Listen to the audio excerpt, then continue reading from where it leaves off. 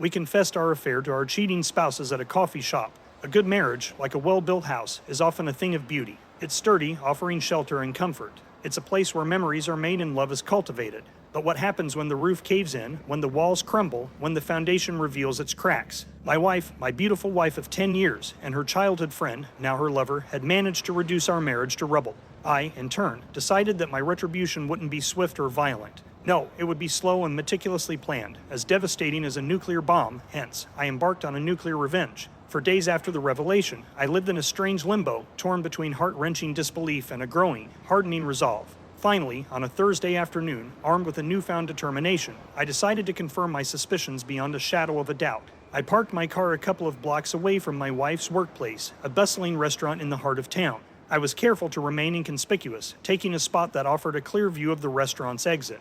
That day, she worked the day shift, which would have normally ended at 3 p.m. Like clockwork, she'd call or text me, letting me know she was on her way home. But I knew from her clock-out sheets that she was out at least an hour and a half earlier on some days. I had a sinking feeling that today was going to be one of those days. Sure enough, at around 1:30 p.m., she emerged from the restaurant.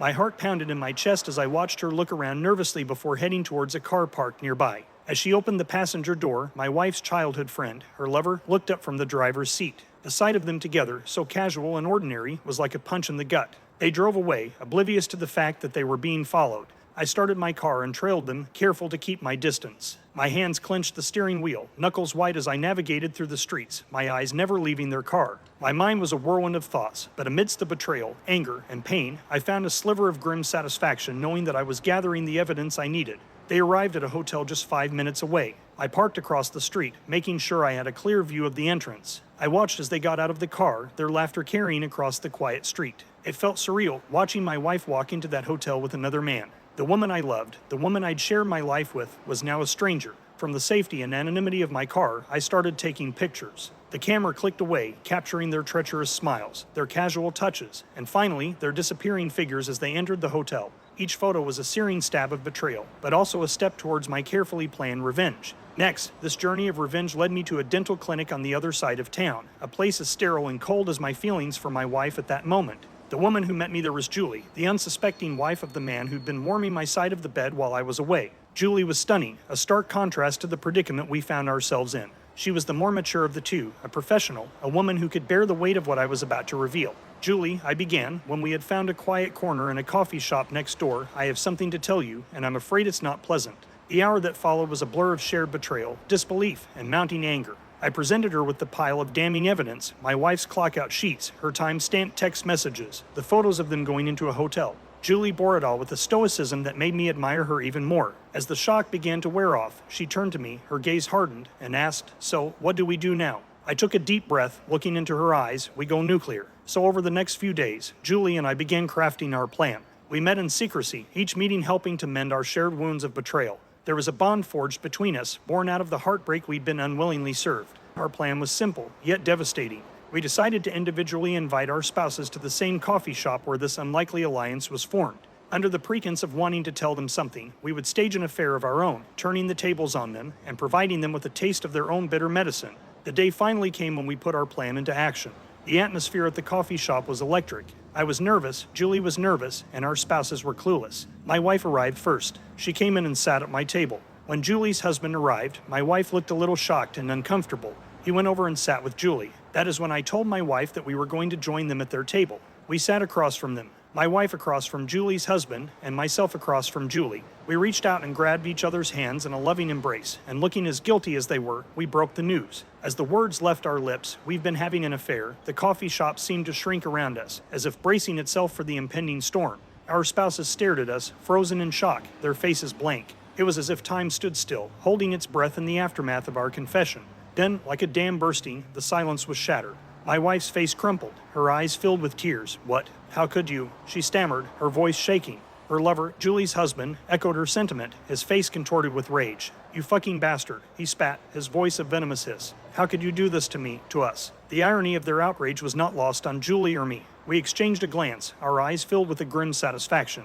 There was something profoundly satisfying about watching them squirm, about seeing them experience the pain they had so casually inflicted on us. But they weren't done. They hurled accusations at us, their words laced with anger and disbelief. They painted themselves as victims, conveniently forgetting their own indiscretions. It was a performance worthy of an Oscar, their self-righteous anger almost convincing. But we knew better. We had seen the evidence, felt the sting of their betrayal. Their outrage, their hurt, was nothing more than a desperate attempt to divert attention from their own sins. Finally, when their tirade began to lose steam, we decided it was time to reveal the truth. Time to shatter their illusion of innocence. Time to make them face the reality of their actions. And so, with a calmness that belied the whirlwind of emotions within us, we laid out the evidence of their affair. Their reactions were immediate and explosive. The righteous anger on their faces faded into shock, then guilt, then fear. Their outrage was replaced with stammered excuses, half-hearted denials, and eventually silence. Watching them face the consequences of their actions was as sweet a revenge as we could have hoped for. Their anguish was a mirror of our own, a bitter reminder of the pain they had caused.